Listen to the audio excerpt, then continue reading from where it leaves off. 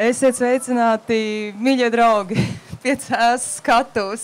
Es skatoties apkārt aizdomājos, ka tas diskusijas temats, ja mums šodien ir, cik maksā viens Trumpa vārds. Un tas, kas notiek tagad dabā, principā mums ir tā kā filmā tāds papildus kaut kāds drāmas, tāds devums, kas mums vēl nodrošina skaņu efektus un vēl arī vizuālos efektus, lai šai diskusijai piešķirt iespējams vēl tādu pavisam tādu citu dimensiju un citu noskaņu. Liels paldies, ka jūs šodien tiešām esat šeit pie CS skatuves un paldies, ka jūs šeit esat neskaties uz to lietu. Es nezinu, varbūt jājautā Jānim Rozenbergam kā saimniekam, lai arī nodzied spīguļo saulīt. Dzirdēju, ka kolēģi jau to ir darījuši pirmajā dienā, lampas atklāšanas dienā, bet varbūt ne. Ne, nu, ik pa laikam vajag atvēsināt galvu, tā kā tas lietiņš atvēst. Absolūti. Nu ko, mēs tiekamies šodien, lai runātu par to, ko tad viens vārds var mainīt pasaulē, jo mēs dzīvojam tiešām tādos laikos, kad pasaulē viens tvīts var izsaukt biržu svārstības, izmainīt arī globālus tirdzniecības līgumus. Un tas, ko mēs redzam, ka vārdi tiešām var maksāt un maksā ārkārtīgi daudz. Un šodien arī tad mēs mēģināsim papētīt to, cik tad viens cilvēks ar vārdu, seju, protams, arī status un ietekmi var ietekmēt pasaules ekonomiku, arī politiku, jo mēs šobrīd tiešām dzīvojam tādā interesantā laikmetā, kad nāks uzdot arī jautājumus par to, vai tiešām personību vārdi un tas, ko viņi saka, patiesību sakot, svar pat vairāk nekā institūcijas. Nu, Trumps šodien iespējams tiek pieminēts kā simbols, bet iespējams, ka arī nē, to nu mēs tad redzēsim diskusijas gaitā. Vēl es jums noteikti gribu pateikt, ka jūs esat aicināti arī izmantot slaido iespēju, uzdot jautājumus šīs dienas runātājiem. Es zinu, ka eksperti noteikti gaida jautājumus. Nākot arī uz šo diskusiju, es satiku šeit pat parkā draugus, kolēģus, kuri pat ar tādu nedaudz draudu iezīmi sacīja, man ir jautājumi, ko es gribu pajautāt. Tā kā es noteikti gaidīšu tos jautājumus. Mums ir arī mikrofons, kuru mēs varēsim noteikti pienest klāt. Tā kā var izmantot gan slaido, gan arī, protams, būs iespēja parunāt mikrofonā, ko es arī aicināšu izmantot. Nu, lūk, šis ir tas brīdis, kad es ar lielu prieku gribu jūs iepazīstināt ar šīs dienas diskusijas dalībniekiem. Un tātad šodienas diskusijā piedalīsies Daiga Auziņa Melalksne, Baltijas korporatīvās pārvaldības institūta valdes loceklē. Tāpat arī šodien piedalīsies Roberts Idelsons, Signet banku valdes priekšsēdētājs, Girts Rungainis, riska kapitāla uzņēmuma, ZGI kapitāla partneris, Latvijas tirdzniecības rūpniecības kameras padomes loceklis, uzņēmējs, investors. Jānis Rozenbergs, CSIs visi pazīst, protams, CS novada domas priekšsēdētājs, un arī Filips Rajevskis, politologs, gudrs cilvēks arī šajā dienā. Šeit mums blakus. Nu, lūk, sāksim. Es gribētu jums visiem varbūt uzdot tādu jautājumu. Atverot sociālos tīklus, vai kādreiz ir bijusi tāda situācija, ka jūs atverat, izlasat kādu ierakstu, tagad jau platformā X, varbūt agrāk platformā Twitter, nopūšaties un domājat, šis maksās dārgi. Ir bijusi tāda reize? Man atbildi jā. Tā mirklī, ka es ieraudzīju, ka Trumps pateica, es padomāšu 2 nedēļas par atbalstu Izraēlai, es saprotu, tas maksās dārgi. Vēl kādas pieredzes? Jā, protams, es teiktu diezgan bieži īstenībā, un arī runājot par Latvijas politiku, es domāju, nemaz nav jāstāsta uz Ameriku tik daudz. Tad, kad mūsu ministri sāk runāt par valstī piedarošiem uzņēmumiem, ka tā ir slikta investīcija, es domāju, viennozīmīgi. Lūdzu, Idelson kungs, jums arī ir bijušas tādas situācijas, kur jūs varat atsaukties varbūt uz kādu piemēru, ko jūs esat pieredzējis? Jā, es arī varbūt vēl kaut paralēlas ar Latviju vairāk. Ir ierēģi un dažu politiķu izteicieni, pieņemsim, par nodokļiem uz bankām. Tad izlasot, skaidrs, ka tas būs populārs priekšlikums un tas maksās dārgi gan banku sektoram, gan Latvijas ekonomikai. Rungaiņkungs. Es esmu tā kā ilgi šī biznesā, un es vēl atceros laikus, kad bija jautājums, kas kopīgs bankām un mušām, un ka viņas abas var nosist ar avīzi. Tas jau nemainās laikiem ejot. Jāni? Es varbūt tādā monetārā izpratnē mazāk, bet, protams, tad, kad tu atver no rīta vai vakarā X platformu un šo to tur ieraugi, piemēram, vakardien vai aizvakar bija skaidri, tā Abrama izstājusies no progresīviem. To pirmā valdība ir vēl balss vai nav balss. Vai, piemēram, atkal tādas labākas ziņas bija tad, kad Somija un Zviedrija paziņoja, ka viņi grib iestāties NATO. Tas uzreiz atkal tāds zināms atvieglojums. Ja? Vai tajā vakarā, kad Izraela sāka bombardēt Irānu, ja? Tad tu saproti, būs nepatikšanas. Ja? Tā. Visticamāk, arī naftas cena būs debesīs, ja? Kas arī lēnām jau piepildās. Tā kā tādas ir diezgan daudz. Ja? Ejot tālāk šajā diskusijā, patiesi vai viens līdera teikums var ietekmēt finanšu tirgus, ekonomiku, darba tirgu, un te es minēšu arī kādu piemēru, ko es arī gatavojoties šai diskusijai sagatavoju. Piemēram, mēs zinām arī situāciju, kāda tā ir šobrīd arī šajā gadā, sākoties jau arī pagājušā gada beigās, bet šeit ir piemērs no 2018. gada, un tas bija laiks un diena, kad Trumps paziņoja par tarifiem pret Ķīnu.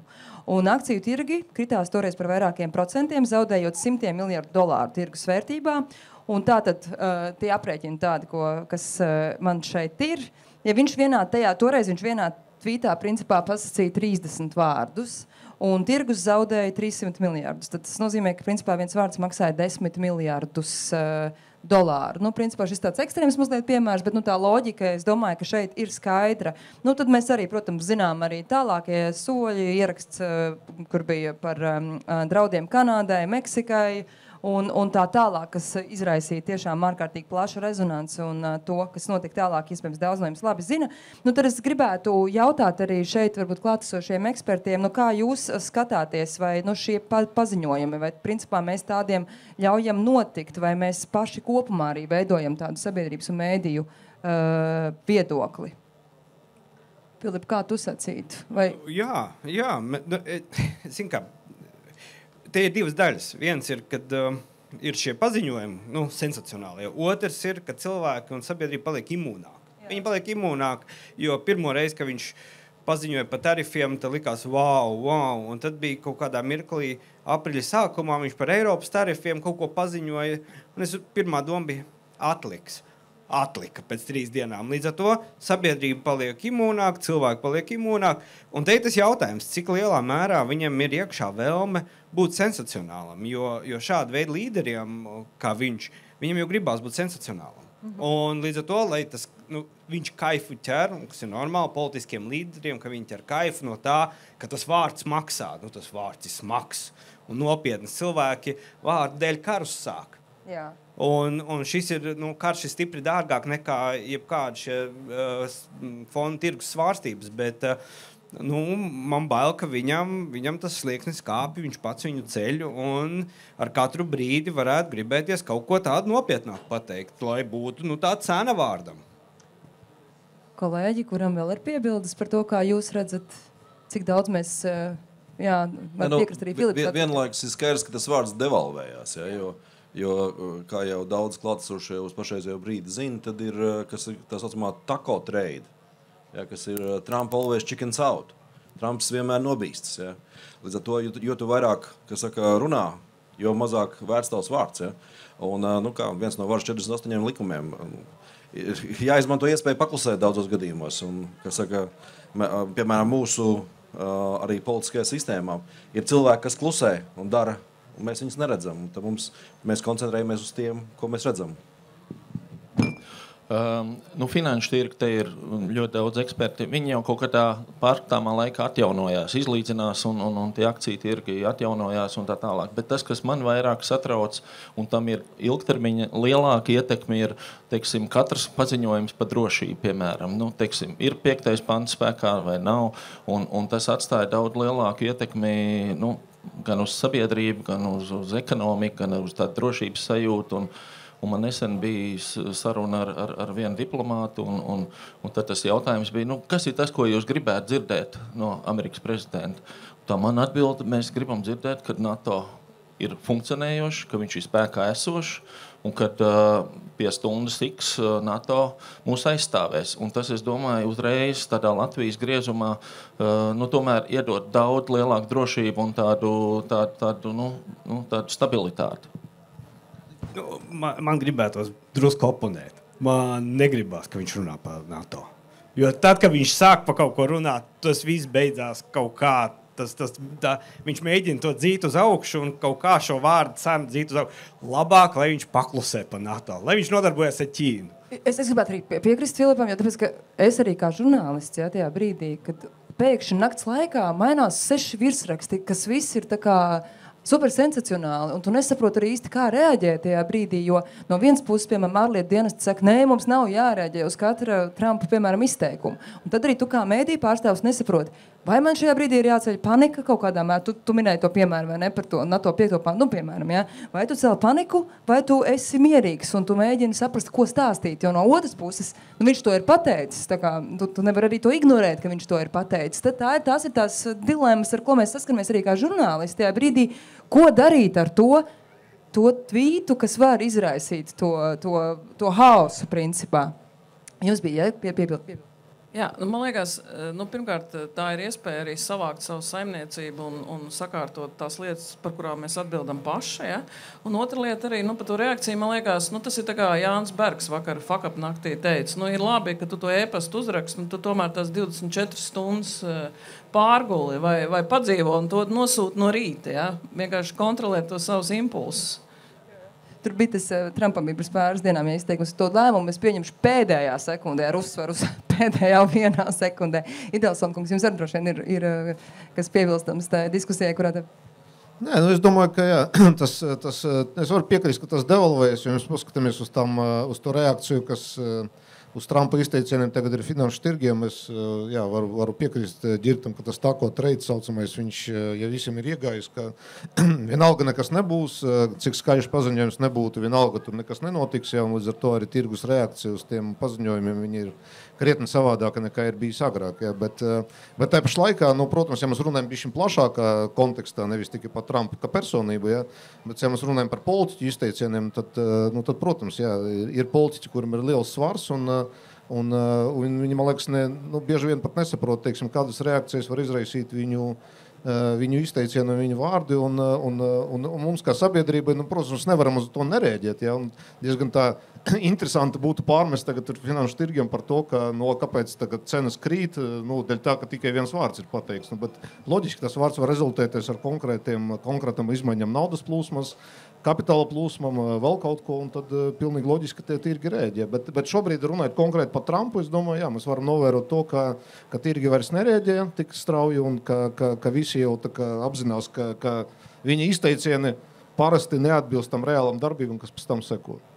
Protams, mums arī nākot uz šeit, man cilvēks sacīja, mēs ceram, ka nebūs viss tikai par Trumpu. Nebūs. Mēs, protams, viņu izmantojam varbūt kā tādu vienu no stāsta elementiem, bet nenoliedzami, ka tas ir viens no tādiem planētas līderiem, kuru vārds arī tad viskaļāk skan. Un šodien arī ziņu virsrakstos ir viņa vārds, ņemot vērā to, ka Donalds Trumps ir izvirzīts Nobela miera prēmijai. To ir izdarījusi Ģirts Roza galvu, ja? to ir izdarījusi Pakistānas valdība. Ja? Un, mēs zinām, ka viens no Trumpa mērķiem ir bijis tas, lai viņš vai ne, Filipa, kādreiz tiktu izvirzīts šim godam. Tā medaļa viņam neliek mieru. Neliek mieru. Bet nejot varbūt tālāk arī domājot par tām personībām, kas ir tie viedokļu līderi un kas dzīvo viedokļu pasaulē. Šeit varbūt varam jautāt arī par to, kā tad īsti ir ar tām demokrātijas vērtībām un vai, piemēram, demokrātija var pastāvēt tādā personīgā zīmola laikmetā, ka tiešām līderu personības bieži vien ir svarīgāks par politikas saturu. Šeit arī var noteikti runāt par līdera harizmu, komunikācijas stilu, kas kaut kādos brīžos vai tas kļūst svarīgāks, patiesībā sakot par viņa profesionālo kompetenci. Kā tu, varbūt arī, Filips, sāksim ar tevi par to demokrātijas kontekstu šajā, vai tas var pastāvēt, ņemot vērā to līderības spēku šobrīd, ko mēs varam redzēt? Bet viņa spēks jau ir tajos cilvēkos, kas par viņu balso. Jā. Tas ir spēks viņa auditorijai. Viņš īstenībā tādā ziņā, jo viņš ir fenomens, kuru kāpēc tik daudz mēģina atdarināt. Viņš nav cilvēks, viņš ir cilvēks mēdījis. Viņam īstenībā mēdī tā pa lielam nav vajadzīgi. Viņš pats ir mēdījis, viņš pats savu auditoriju kontrolē. Problēma ir tikai tāda, ka tur sāk rasties tāds dualisms no vienas puses. Viņš ļoti labi jūt to auditoriju un viņš ļoti labi māk viņu manipulēt, bet viņš tik ļoti iejūtās tajā auditorijas ādā, ka viņš mēģina šos pašas metodas lietot starpvalstu attiecībās ar līderiem. kur pretī nav vienkārši cilvēki. No, viens kaut vai izteikums, ka viņš pēc tam, ka Ķīna pateica, ka viņi neko, ne uz kādiem kompromisiem neies, viņi neklanīsies, un tad viņš izteica tādu pavisam dūmju frāzi, ka Ksī ir tāds stingrs tāds saruna pretinieks. Es atvainojos, tad pa priekšu padomā, ar ko tu kaujies, jo tam cilvēkam tā biogrāfija ir ārkārtīgi smaga, un tur ir skaidrs, ka šitais nelūzīs pie tādiem kaut kādām Trumpa izteikumiem, bet tas parāda, ka viņš dzīvo vairāk tajā auditorijā, un tad viņš mēģina pārnesties, un tad tur atnāk citi džeki ne mazāk karizmātiski, ne mazāk stipri, un tad sākās problēmas. Un tad ir tako. Ģirt, par to demokrātijas pastāvēšanu tādā līderības zīmola laikmetā. Es domāju, tas mums pašiem jāuzdod jautājums vispār. Tātad, kāpēc ir šī diskusija? Okay, skaidrs, ka mēs esam primāti un mums kā primātiem ir svarīgs vadonis, ja, teiksim, kas saka, cilts galvenais alfa mēle uz planētas. Ja, un mēs visi dzīvojam Amerikā. Jā, kā dzied Rammsteins, ja. We're all living in America. Tāpēc, kad šis ir Pax Americana vēl joprojām, pateicoties Pax Americana, mēs esam tur, kur mēs esam, un esam diezgan labi dzīvojuši, teiksim, 35 gadus, lai arī daži to noliedz, ja. Un konkrēti Latvijā un Baltijā. Jautājums ir, tātad mums ir iestājusies bezatbildīga šāda maniera komunicēt, kuru mēs nenovērojām iepriekš. Tur tomēr tie Alfa tēviņi, kas nonāca pašā augšā, viņi ievēroja, zinām, kaut kādu uzvedības kodeksu, un tas, kas mūs šobrīd šokē, ir tas, ka tas kodeks tiek masīvi pārkāpts, teiksim, ja. Ir, protams, jāsaprot, ka Amerikā vispār tā kultūra un politiskā kultūra un kas saka, tas, kas ir pieņemams, viņš ir stipri atšķirās, un tikmēr, kamēr tas bija kaut kādās normas robežās, mēs vienkārši nepievērsam uzmanību. Trumps ir Trumps, un viņš izpilda tipiski amerikāņu deju, teiksim, ja. Vienkārši mazliet ekstrēmāk, bet jautājums ir par to, ka viņš ir ziņnesis. Manuprāt. Un viņš ir neperfekts ziņnesis, tādā ziņā, ka saka, ir tāds, kāds viņš ir, bet jautājums ir, kas tajā pasaulē mainās. Un tas, kas mainās, ir tas, ka Amerika ir izaudzējusi azotē 2 odzes, vienu lielo odzi, respektīvi melno mambu, saucās Ķīna, un mazo kaut kādu tādu, teiksim, vairākas 10 reižu mazāku tādu nejauku odželi, saucās Krievija, ja, un viņi barojās no šīs te Pax Americana, bet grib mainīt to pasauli. Un par to ir tā diskusija, jautājums ir, kā mēs to reaģējam, un attiecībā par politiķiem, mēs jau redzējām to Covid laikā, ja. Ir atbildīgi politiķi un bezatbildīgi politiķi. Bezatbildīgi politiķi noliedz, kas saka, slimību izraisītāju eksistenci un visādi citādu realitāti, te viņi ir, ja. Jāni, ja tev politiķim ir komentārs, ja? Tad nesen bija pašvaldību vēlēšanas un tad pavērojot, ko nācās piedzīvot un sajust, skaidrs, ka saturs arvien mazāk lomu ieņem un tiek klikšķi un ja tu tā paskaties, kas ir tas pirmām kārtām viss tā kampaņa pārcelsies uz sociāliem tīkliem. Pa lielam 90% viss notiek sociālajos tīklos. Tad tu paskaties mazliet sīkāk, teiksim, cik ilgs ir tas skatījuma laiks, tad tur 20 sekundes, 28, tas jau ir daudz, un tad tā 7-8 sekundes, TikTokā vēl mazāk, tur ir vispār 2-3 sekundes, un tur ir tikai ekspozīcija. Tur tur nevar 2-3 sekundēs saturu ielikt, tur ir tikai ekspozīcija, jo tas īkšķīts strādā, un vienkārši kaut kas tur mirgo, un diemžēl, es domāju, kad tas saturs zaudē lomu, un vispār es domāju, ka tā politiskais process lēnām pāriet uz ekspozīciju skaitu. Bet vai šeit ir iespējams, piemēram, kaut ko darīt, kaut ko mainīt, un vai vajag kaut ko mainīt, ka, piemēram, jo principā šobrīd mēs redzam, ka tās politiskās personības ir svarīgas, un dažkārt tiešām kļūst svarīgākas par tādu objektīvu politiku un faktiskajiem politiskajiem lēmumiem.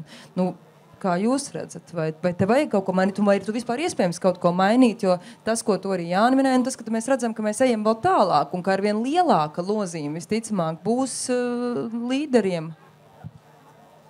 Kurš? Man liekas, ka cena ir tam vārdam, ko pasaka, bet lielākā cena ir tiem vārdiem, ko nepasaka. Un tāpēc es domāju, ka ir ļoti svarīgi šīs demokrātiskās vērtības aizstāvēt un ir svarīgi runāt un skaidrot ar cilvēkiem, Jo tas nenozīmē, mūsdienās es domāju, ka nav tā, ka cilvēki nevēlas lasīt kvalitatīvu informāciju vai kaut ko analizēt. Es domāju, ka liela daļa līderu vēlās, lai cilvēki to nedarītu. Ja? Un es domāju, ka demokrātija ir vienīgā atbilde, un ir jārunā, ir jāskaidro un ir jāturpina tādā virzienā.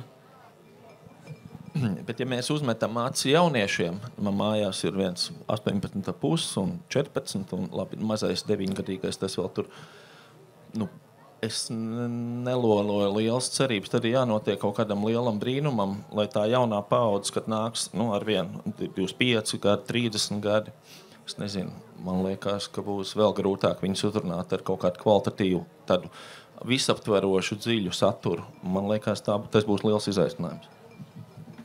Par jauniešiem es gan nepiekritīšu, atļaušos nepiekrist, jo man liekas, tā ir katra nākamā paudze sāk ar apmēram to pašu, ja, un tad viņi paliek pieredzējošāki un izaug un iemācās kaut ko, un tad mēs redzam, ka tā nākamā paudze viņu vienmēr tomēr savā attīstībā apsteidz iepriekšēji. Tāpēc īstenībā par jauniešiem man nav nekādu tādu lielu šaubu par to, ka viņi iemācīsies tomēr atšķirt to īsto no neīsta. Ja?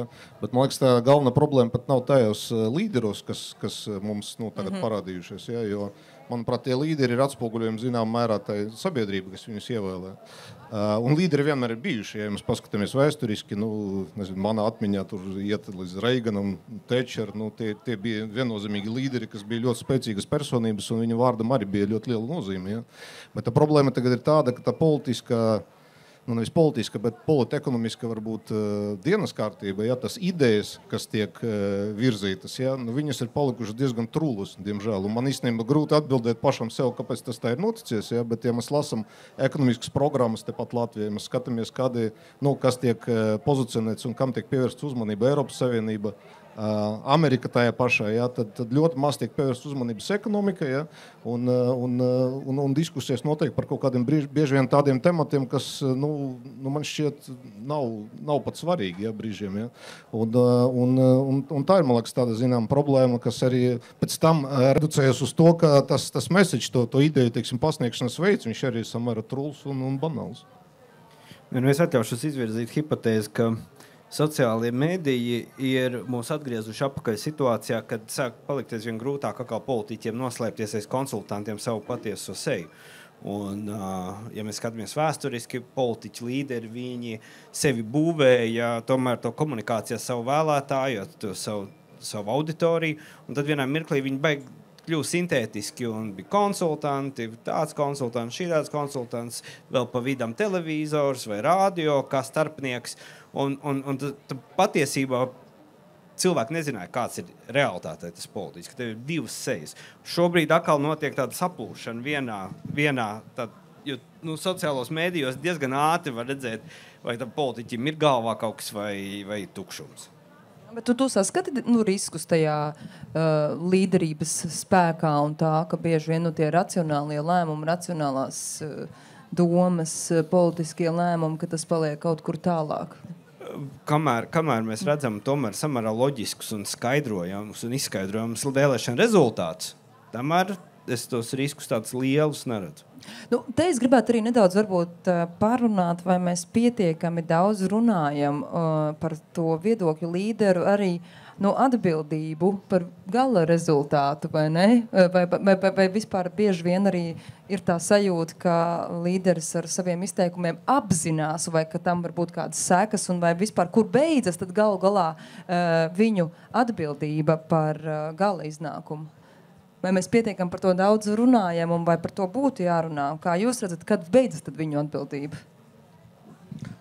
Līderiem ir milzīga atbildība, un skaidrs, ka, kā jau es mēģināju pateikt, un arī ko mēs arī šobrīd redzam, ka pie varas nonāk pateicoties lielā mērā tehnoloģiju izmaiņām, kuras mums ir atnesuši šie cietās tehnoloģijas, kas ir izraisījuši iespēju sociālajiem tīkliem, un attiecīgi tas, ka ir pazuduši redaktori. Filips runāja par vienu pusi, par konsultantiem politiskajā procesā, un ka iepriekš patiesībā vēlētāji tajās vietās, kur tās vēlēšanas notika, un viņām bija jēga, viņi neredzēja tos politiķus tūmā. Un tad, bet tas jau atkal nav nekas jauns. Kā jau Bismarks teica, ka cilvēkiem principā nevajadzētu redzēt kā taisas desas un politika. Ja?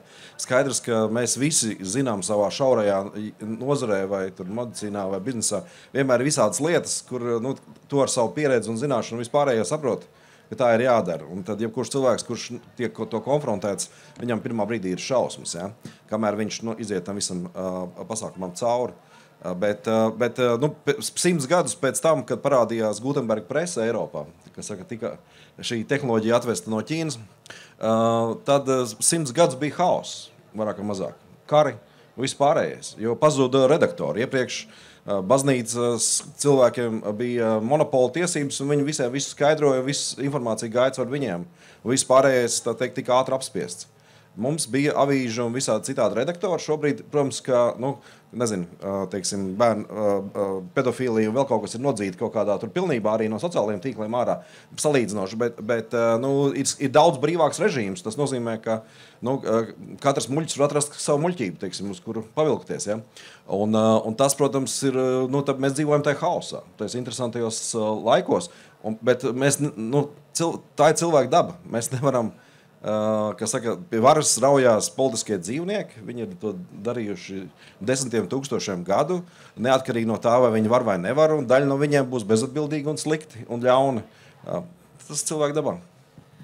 Man liekas, tieši tā, ka Ģirta saka, tā pasaule jau nav daudz mainījusies. Jūs zināt, ko teica Rainis pirms apmēram 100 gadiem, ka gudrībai ir robeža, muļķībai nav robeža. Tad jau attiecīgi tā problemātika jau ir bijusi zinām pirms tam.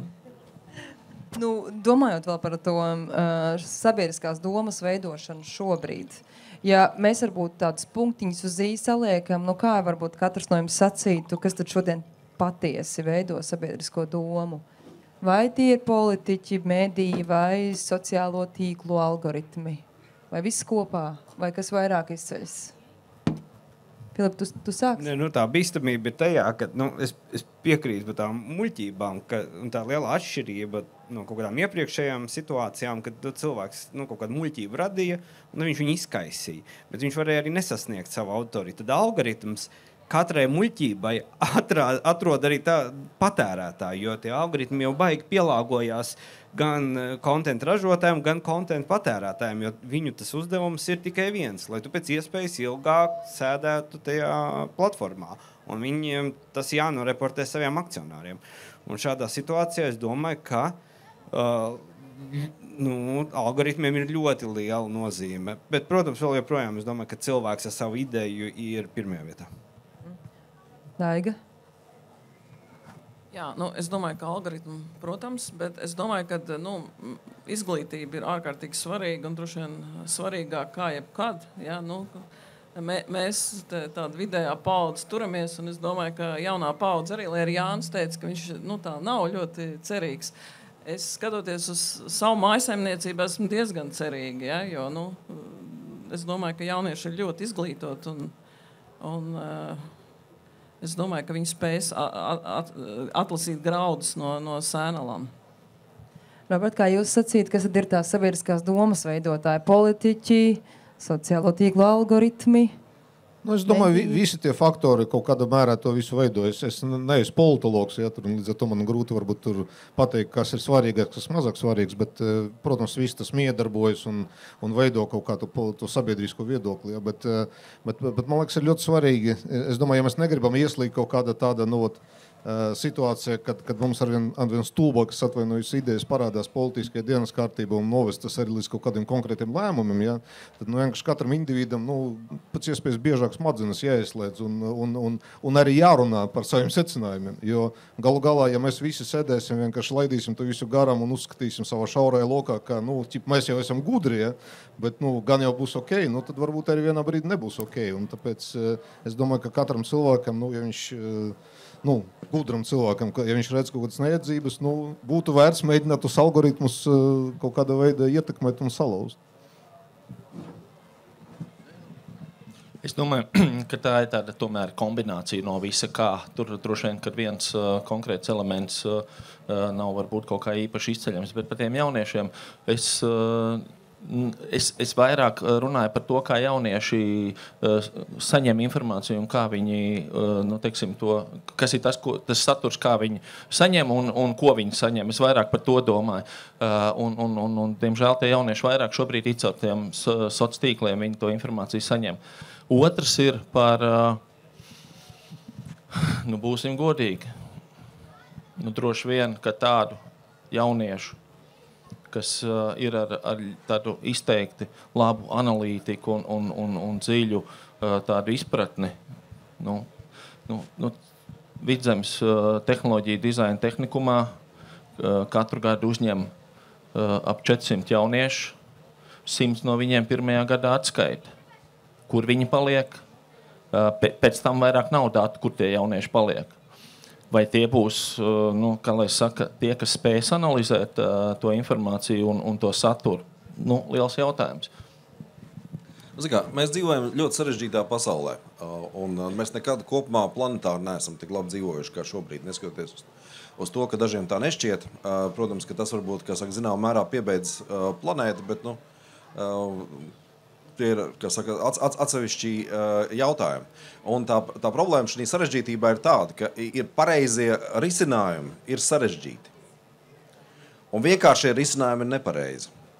Bet mēs visi esam cilvēki. Mums visiem gribās sarežģītas problēmas risināt ar vienkāršiem risinājumiem, elegantiem. Un tā bezatbildīgā politika ir vienkārši, ka tu nāc un saki, to var atrisināt vienkārši. Visi līdz manim nevarēja iedomāties, ka šeit ir vienkārši elegants risinājums. Kā atrisināt šo ārkārtīgi sarežģīto problēmu ar ļoti daudz sarežģītiem cilvēkiem, un ar vēsturi un visu pārējo. Skaidrs, ka tā ir muļķība. Pārbaude šim rezultātam vienmēr beidzās tā, ka digitālā telpa panes visu, realitāte ir analoga. Un analogi vienkārši tas slikta politika, bezatbildīga politika galā rada to vai citu katastrofu, un tad viss nonāk pie tās sasistās silas, un tad viņi nāk apakaļ un saka, pagaid, izskatās, tas nebija pareizi. Un tad, kamēr tie, kas atcerās to neražu, tā kā otrais pasaules karš, šitas nedarbojās. Tad cilvēki nomirst, aizmirst, vēl kaut kas, un pēc kaut kā laika pamēģinām. Varbūt tas tomēr darbojas. Ja?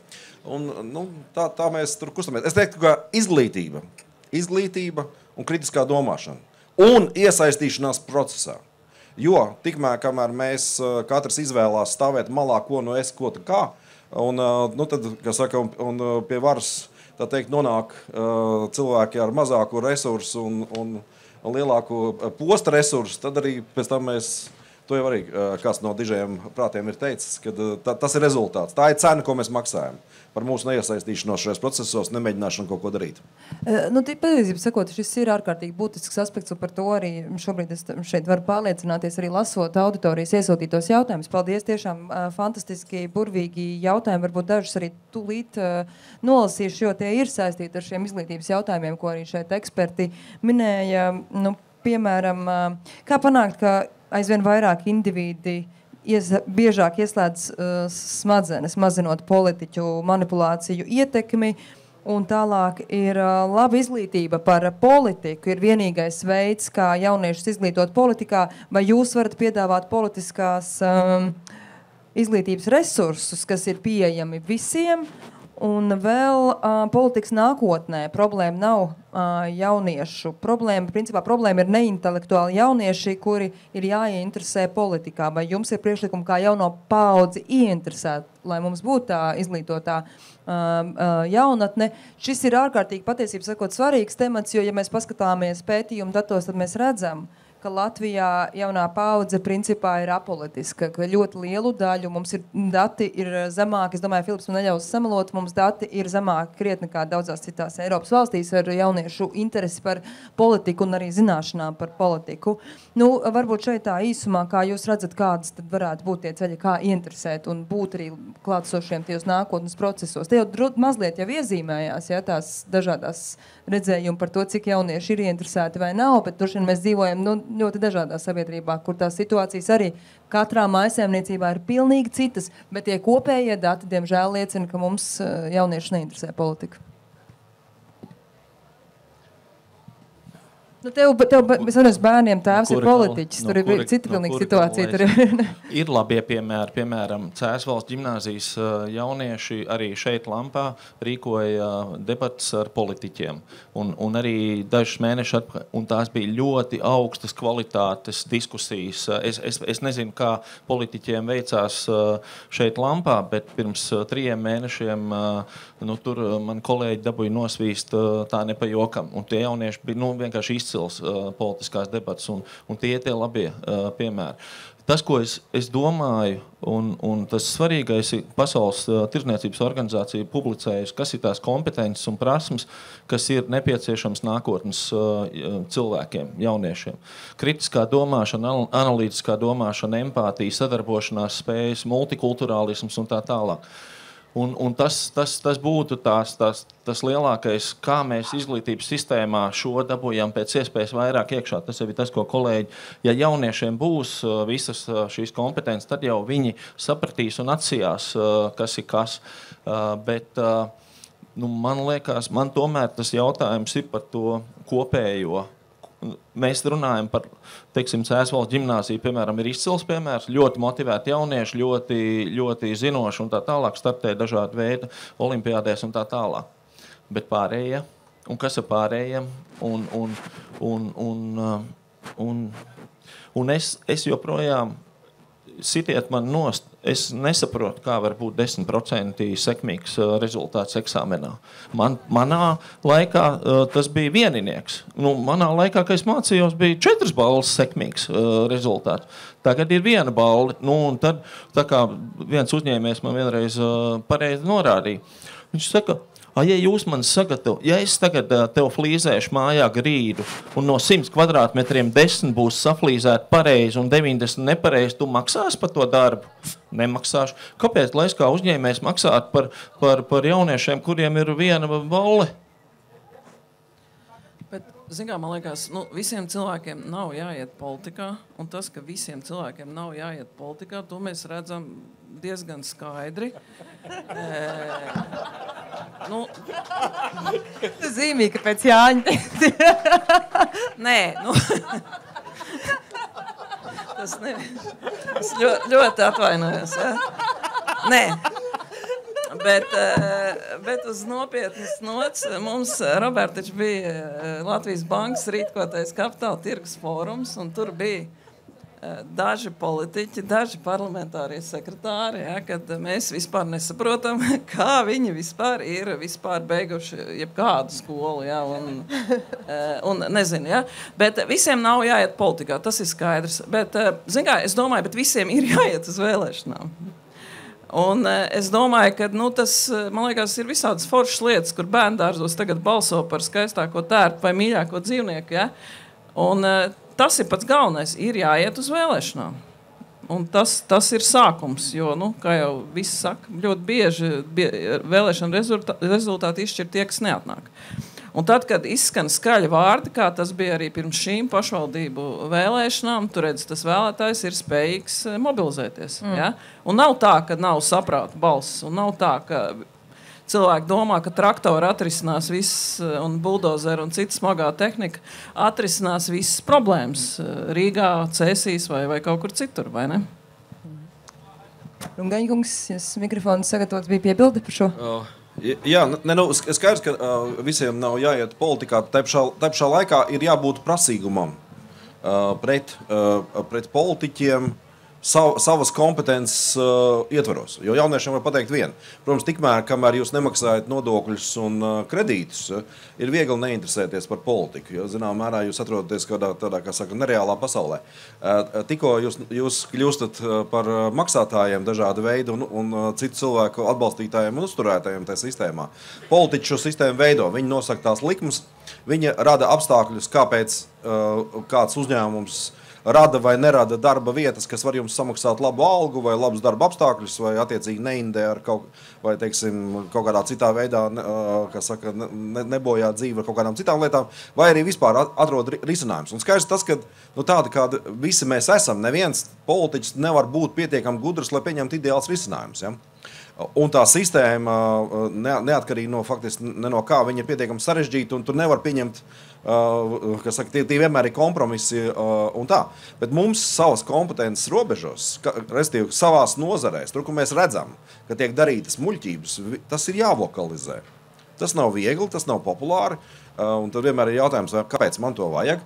Bet, kas saka, ja mēs redzam lietu, kas saka, ja mums kāds pārdod, kas saka, sliktu izstrādājumu spīdīgā papīrītī. Vienkārši viņš ir jāsauc, un pie tam tas notiek nepārtraukti gadiem un gadu desmitiem. Ja? Mums tas ir jāsauc vārdā, un ka tas kas saka, ir izstrādājums ne no tās vietas nācis. Ja? Nevis nesīs mums kaut kādu gaišo nākotni. Ja? Un tā ir mūsu visu atbildība. Nav ko brīnīties. Ja mēs ļaujam mūs čakarēt un kāpt uz galvas, un nelabojam tad, kad viņi runā muļķības, tad arī jādzīvo ar to rezultātu. Ja?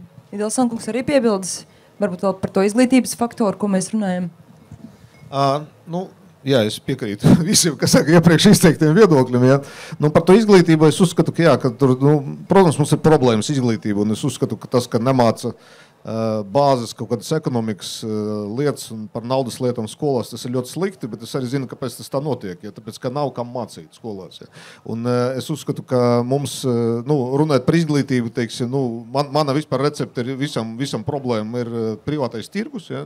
Un es uzskatu, ka mums izglītības sistēma jābūt lielākam privāts tirgus iesaistē, līdz ar to mēs varēsim dabūt arī labākus rezultātus, bet tas ir atsevišķi pavisam cits temats. Bet runājot par izglītību, es domāju, ka katram no mums, arī man skaitā, ja, jebkurā vecumā ir jāmācās jaunas lietas. Ja.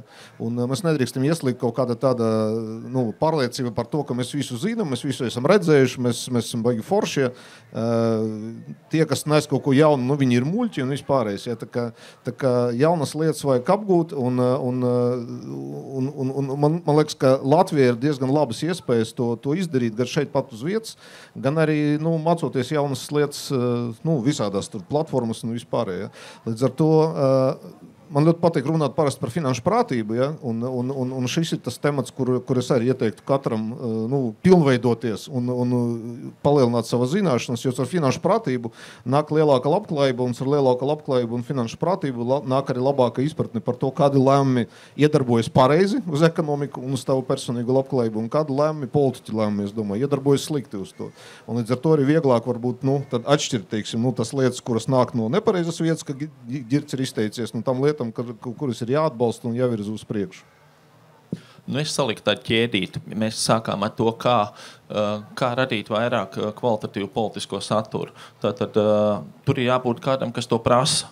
Pieprasījumam jābūt. Un to var pieprasīt cilvēki ar analītisku domāšanu, ar kritisku domāšanu, ar intelektuālo bāzi, un tas nāk savukārt no izglītības. Tā kā mēs visā tajā ķēdē tomēr aizējam līdz izglītībai un tās nozīmē.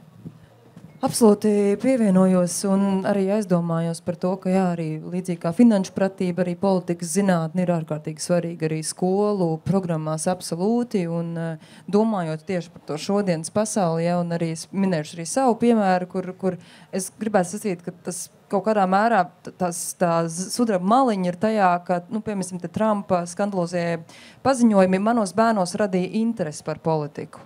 Jo viņi sāk interesēties, vērtēt, kas ir labi, kas ir slikti, ko tas maina pasaulē, ka principā šāda veida skandalos izteikums, skandalos līderu personības arī spēja jaunos cilvēkus ieinteresēt tajā un likt uzdot jautājumus par to.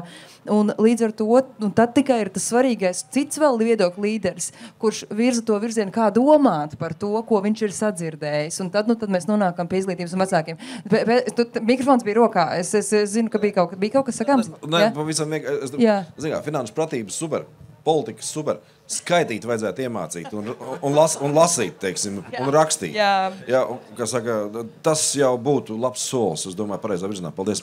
Labi, tad iesim tālāk vēl par tām finanšu lietām. Ap citus arī vēlos teikt, ja gadījumā kāds jūt, ka ir vēlams uzdot jautājumu, jūs varat pacelt roku. Šeit ir kolēģi, kur šeit ir viens jautājums. Jā, lūk, arī iedos mikrofonu, tad būs tā iespēja uzdot jautājumu. Varbūt tad sākam tūlīt, jo redz, kur ir skrējējs ātrs un jautājumu uzdevējs ir eksperts. Ja? Lūdzu, iepazīstini ar sevi. Ja? Paldies. Jā, Arturs Bikovs, Delnas pētnieks, bijušais žurnālists un pat arī pasniedzējs RSU gan.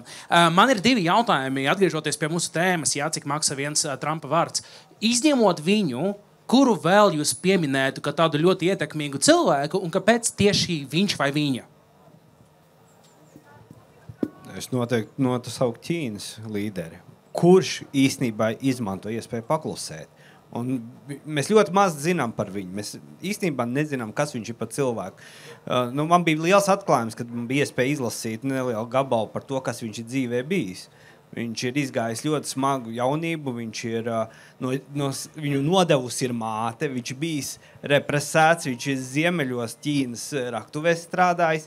Šāds cilvēks no turienes, no pilnīgi tas ir zemes, ir pacēlies par to, kas viņš ir, un viņš klusē. Baigi, tas rada diezgan lielu diskomfortu. Ko viņš domā, viņš neļauj cilvēkiem vienkārši nolasīt savas domas, jo viņš to ir iemācījies darīt tajā savā grūtajā dzīvē. Daigi, jā.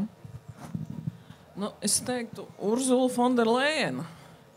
Es domāju, ka arī, protams, es teiktu, ka viņa arī ir ļoti skopa savā retorikā, lai, kā saka, nesastrādāt vai kaut kādas, varbūt nesrunāt lietas un tā tālāk, un ļauj lietām norimties, jo, protams, Eiropā ir ļoti daudz, kas uz kārtas likts. Vēl kādas versijas šeit ir? Es varu pieminēšu tādu nedaudz komisku piemēru, ja, bet bija tāda Britu premjera Tereza May, kas iegāja vēsture, ka laikam visīsākais premjeras Britu, vai nebija visīsākais? Es atvainojos, Listrās, jā, pareizi, sorry.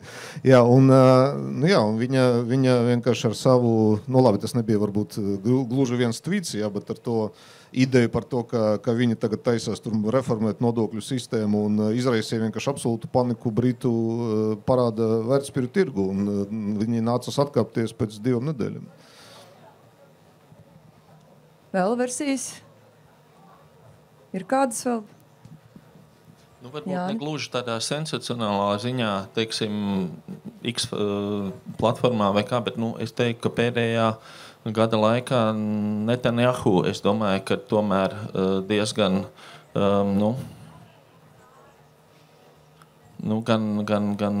gan Palestīnas viss jautājums, gan arī tagadējais uzbrukums Irānai.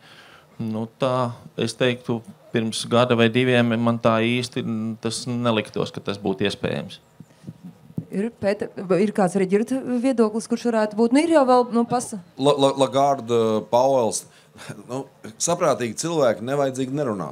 Un apzinās to efektu, kādu atstāja viņa vārdu, un apzinās to, ka, ja viņi runā lieku, viņi devalvē. Tāpēc mēs to nedzirdām. Mēs vienkārši runājam šī te, kā saka, Trumpa tādas verbālās caurējas, teiksim, fone, ja? Un kā saka, to, kā tas maina pasauli. Skaidrs, ka tas ir, tā teikt, visu novārta, ja? Un mēs mēģinām no šīs pozīcijas kaut ko jaunu ieraudzīt. Jā, mēs dzirdējām tādu skaidrs, ka varbūt Latvijā ne tik ļoti, bet pasaulē lielu lomu spēlē arī pavests, protams, ir daudz tādi, kaut kādā ziņā pasaulē pavests, jā.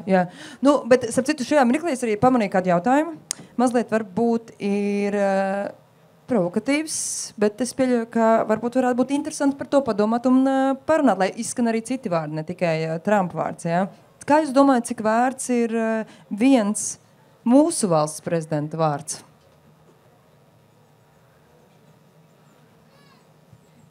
Priekš mums tas var būt dārgi.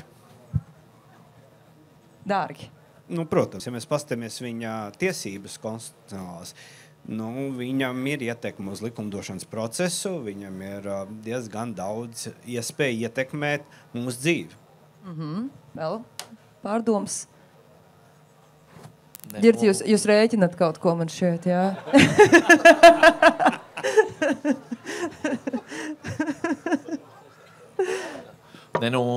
Man tādā sajūta līmenī ir sajūta, kad prezidenta teiktais tiek respektēts un kaut kādā mērā ņemts vērā.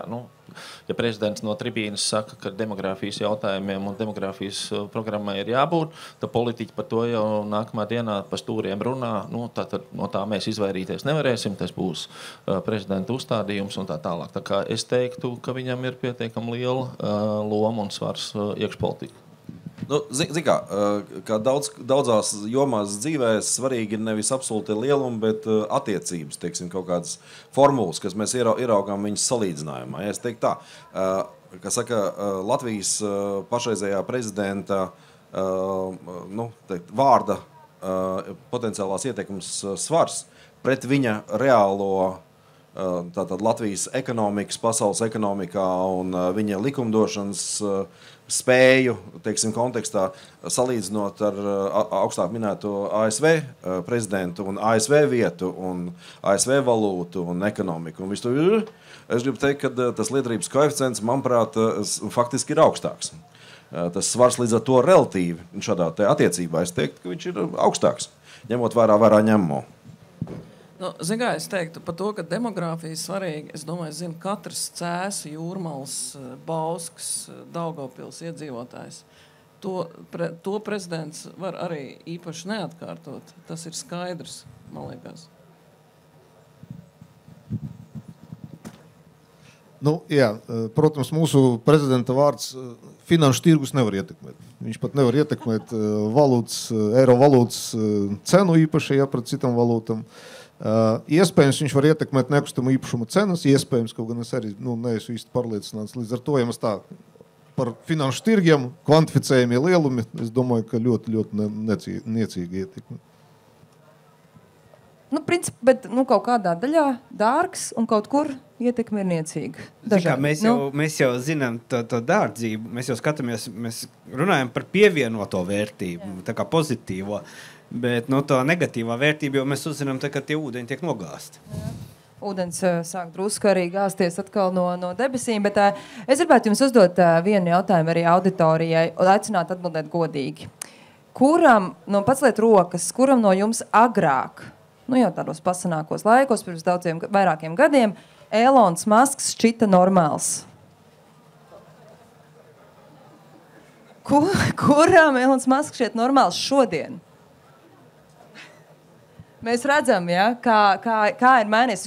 Tiešām šķiet reāli tāds sakrīgs prāts, vai ne? Bet redz, kā pasaulē tiešām ir mainījusies, un principā tas notika jau, kad es domāju, mēs saņēmām pirmo tāds viņa vēstījums par Ukrainu un tā tālāk, kas mums tika sagāsties kaut kādām varbūt ilūzijām, vai domā, es jau redzu, ka Ģirds jau tvērēs, jau pat netiek līdz jautājumiem aizieties. Ja? Nē, es domāju, ka tas vienkārši ir ļoti pamācoši mums visiem. Jā. Es domāju, mums katram, kas saka, lielāko daļu pasaules mēs nezinām un nesaprotam, ir atsevišķas punkti, kuru apkārtnē mēs kaut ko jēdzam. Līdz ar to, skatoties uz to, es vienkārši izdaru secinājumus un rekomendēju sev un arī visiem pārējiem turēties, tuvu mūsu kompetences punktiem. Tad tosimies tālāk tajā kompetencē, ja? Nedaudz gan atsauc uz Trumpu te būs, ja? Jo jūs jau zināt, ka Trumpa tiešām arī attiecības ar Masku izraisīja arī strauju akciju kritumu Teslas akcijām. Redzējām, ka pat Rīgā brauca Teslas ar uzrakstu šo es nopirku sen. Jā, varbūt kādam arī kaut kas tāds šeit ir. Šeit es gribu jautāt arī šīs dienas ekspertiem, principā, kā mēs varam nodrošināt ekonomisko stabilitāti un uzticību arī kapitāla tirgiem, kad politiķu paziņojumi var izraisīt straujas tirgus svārstības, apdraudēt arī ilgtermiņa investīciju plānus. Principā, kā sistēmas ekonomikas var kļūt noturīgāks un vai tās ir noturīgas par tiem satricinājumiem? Idelsson kungs, jūs esat gatavs stākt ar savu pieredzi dalīties? Pirmkārt, es domāju, ka šis ir fantastisks piemērs visiem uzņēmējiem, ka nevajag iet politikā. Ja? Mums tādi piemēri ir bijuši arī, ja? Un varbūt netik spilgti, bet es domāju, ka nevajag, teiksim, iet tajā, kā pareizi Daiga teica, ja ne visiem ir jāiet politikā, ja pat tu esi ļoti veiksmīgs un gudrs uzņēmējs. Ja? Un principā, runājot par Trumpa Maska attiecībām un to vērtības iznīcināšanu, es domāju, tas viss tur normalizēsies tagad, jo tas, ka tā situācija bija izveidojusies tāda, kad viņi izveidojusies, protams, ka vienmēr politiķi ir vinnējuši, ja? Jo Masks, kas saka, saprata savu vietu, saprata, ka ja jau viņš ir mēģinājis spēlēt tāju spēli un viņš tika apspēlēts, tad viņam jāatgriežas tur, kur viņš ir sācis. Un es domāju, ka šīs ir labs piemērs visiem, kā nevajag iesaistīties. Jā, ja te arī kāds komentārs no autorijas, Masks nekad nav bijis normāls, vara parādīja īsto būtību. Šeit kāds rakst, jā. Ir? Es domāju, ka mēs varam izdarīt secinājumus no šīs situācijas. Es pazaudēju domu, sorry. Es tev paglābšu. Es izcitu ar to komentāru. Ne? Jā. Tātad, House of Cards diezgan labi iezīmē tas seriāls. Vara ir viss, un Masks nesaprata, kam ir vara. Jo tad, kad tu ieeji tādās attiecībās, kurās Masks iegāja Trumpu, viņi nekad nevajag aizmirst, kur tā vara, kas ir varas centrs, un varas centrs ir Trumps, un viņam ir neskaitām instrumenti izputināt viņu. Viņš to nedarīs, bet vienmēr jāatcerās, kam ir vara. Tavs jautājums bija par šo te politiķu ietekmu uz ekonomiku un tā. Un man šķiet, ka man gribētu skaities no pozitīvās puses, respektīvi faktiski. Tomēr visu šī te ālēšanās un kņāda, viņa arī no vienas puses parāda to trauslumu un ietekmējamību, bet no otras puses viņa parāda, ka tomēr viena liela daļa tur ir spēcīga un pamatīga. Un tas liek mums pārskatīt un domāt, kas tur ir tā daļa, kas nesvārstās tik haotiski. Jo, piemēram, šobrīd mēs esam uzzinājuši un sapratuši to, ka ASV, Trumps var to gribēt un visādi izpildīties, bet ASV nevar saražot iPhone. Vienkārši nevar. Ne pa kādu cenu, principā, reāli. Tā ķēde, kas ir uzbūvēta, viņa pieprasa, lai tas tiktu būvēts kaut kur citur, un šobrīd to var izdarīt tikai Ķīnā. Ar kaut kādu milzīgu procesu daudz gadu gaitā, iespējams, to var pārbūvēt kaut kā savādāk. Bet šobrīd apskatāmā nākotnē vienkārši nevar. Un visticamākais arī ASV un starptautiskajā darba dalīšanā attīstītajām ekonomikām nevajag iet atpakaļ uz kaut kādu zemes pienotas vērtīgas produktu ražošanu. Restīvi, kā saka, laime nelaimē. Es domāju, mēs no vienas puses redzam, jā, ir šīs te svārstības, ar vienu vārdu tu vari daudz ko izmainīt, bet no otras puses ar šīm svārstībām tu ieraugi, kas nemainās un kas ir ilgtermiņā un kas ir pamatīgs. Ja? Zin kā, man liekas, tas viss, teiksim, kas ir vara? Vara ir privilēģija vai atbildība? Un tad atkarībā no tā, kurš politiķis to vērtē, tad tāds ir arī viņa rīcības. Un atkarībā ar to, kam tad piemīt vara, mēs jau redzēsim, vai tā vara īstenībā piemīt Trumpam. Varbūt tur būs kāds cits. Viņš uz varu skatās kā uz iespēju. Kā jūs sacīt, ja mēs runājam vēl par tādu, arī turpinot nedaudz par arī finanšu sektoru, ekonomiku, vai teiksim, tādas politiskās izmaiņas, ko rada šie paziņojumi, vai tas principā kopumā rada jaunas iespējas ieguldījumiem, vai tas prasa kaut kādu laiku, lai tas atkal sāktos, ņemot vērā, ka tomēr mēs dažkārt mēdzam runāt, ka uzreiz līdz ko ir kaut kāds paziņojums vai potenciāls izmaiņas, cilvēkos rodas bāžas, bailes, nedrošība par to, kāda tad varētu būt principā nākotne. Vai investori, jebkādi var izmantot, piemēram, nenoteiktību savā labā, kur mēs redzējām, cik tā nenoteiktība patiesībā, sakot, mūsu laikos ir klātsoša?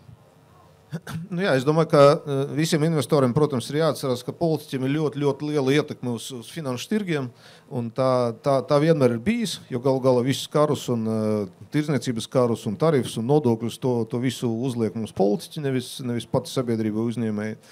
Līdz ar to, protams, ir jāsako līdzi tam, kas notiek, bet runājot par to, vai tas rada kaut kādas jaunas iespējas, es teiktu, ka drīzāk, ka nē, jo esmu tāds piekritējis tādam klasiskam investēšanas principiem, ilgtermiņā investēt pareizos instrumentos un ik pa brīdim, teiksim, ņemot vērā kaut kādas globālas tendences, mainīt savu tā saucamo aktīvu alokāciju, mainīt tos instrumentus nepārāk bieži, un praksa rāda, ka tāda investīciju stratēģija dod labākus rezultātus.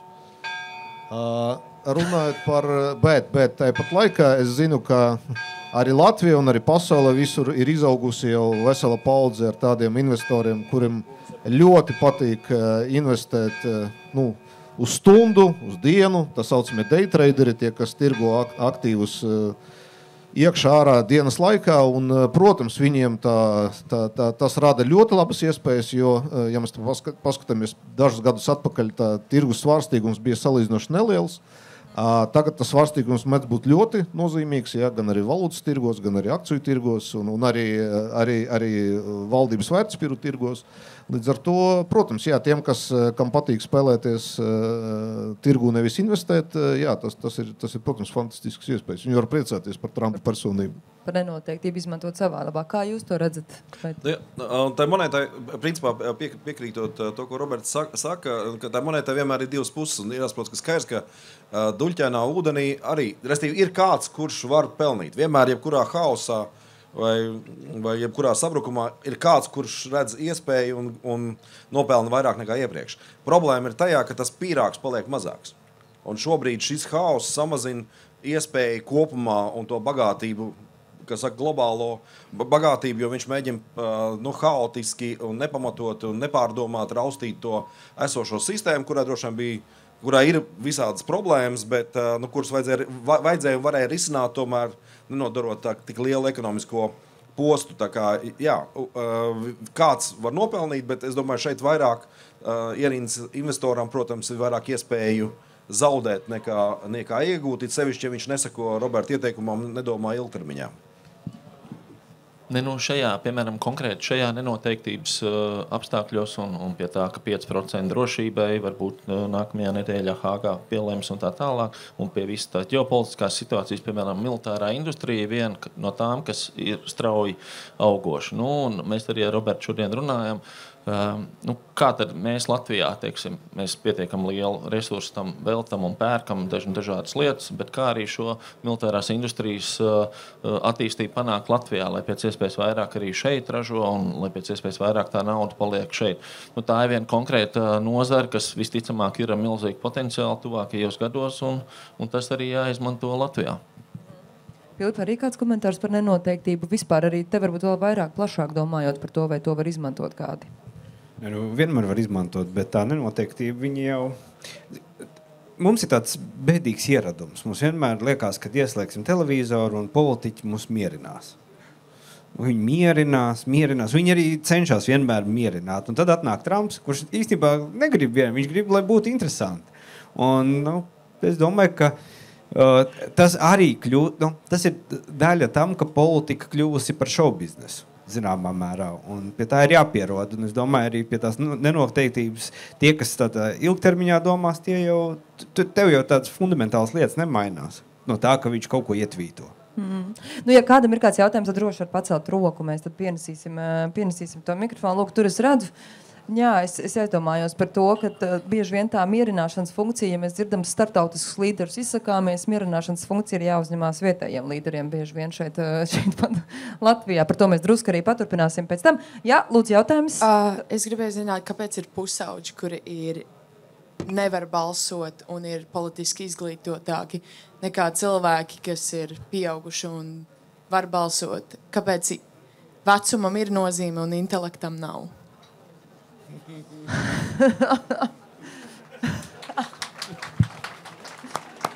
Ļoti labs jautājums.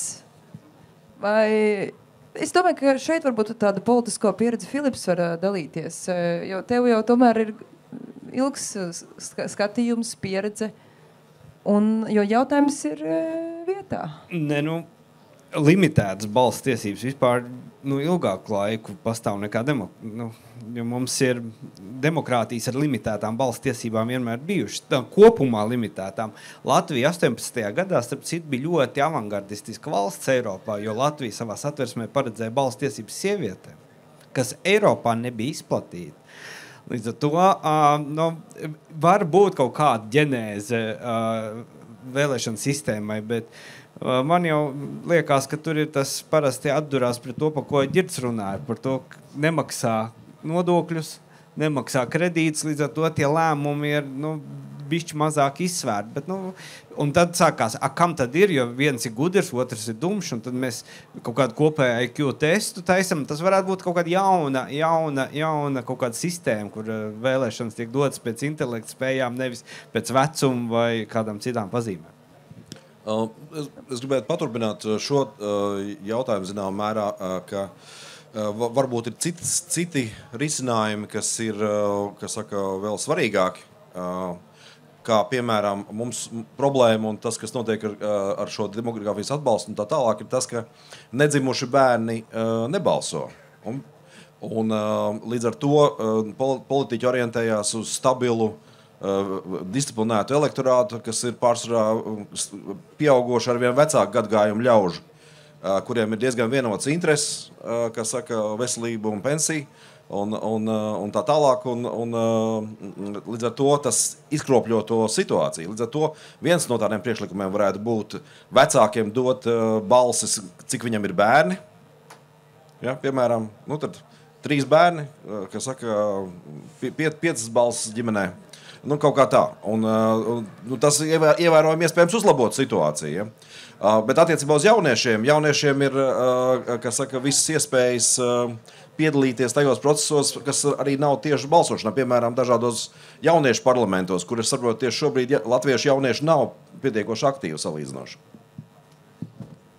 Jā, mēs piebildīšu, ka šogad tāda brīnišķīga iniciatīva pirms pašvaldību vēlēšanām kā signāla vēlēšanas, kas principā arī var kalpot pēcāk politiķiem redzot tos virzienus, ko jaunieši gribētu redzēt, piemēram, politikā, jo apjošot apmēram tās jauniešu gaidas. Tā kā tā man šeit tāda burvīga lieta, kas pirms vēlēšanām šogad bija. Jā? To es domāju, kaut ko arī? Nē. Ik pa laikam jau paceļās diskusija par balstiesībām no 16 gadiem un tādas sarunas ir bijušas. Var jau būt, kad jādod jauniešiem, ja teiksim, nenonāk līdz tam lēmumam par agrāku balstiesību piešķiršanu jauniešiem, varbūt, kad šo instrumentu var attīstīt referendumos vai kaut kā tāda veida, teiksim, balsojumos, kas ir vietējās sabiedrībās un tā tālāk. Varbūt iedzīvotāju padomēs varētu jaunieši, kas tagad ir diezgan populārs tāds instruments, kas attīstās īpaši pēc novada reformas, katrā pagastā iedzīvotāju padoms un tā tālāk. Varbūt, ka tas ir tas formāts, uz ko varētu skatīties, lai tomēr dot iespēju iesaistīties kaut kādā agrākā fāzē. Es gribētu varbūt mazliet paturpināt par to mierināšanu.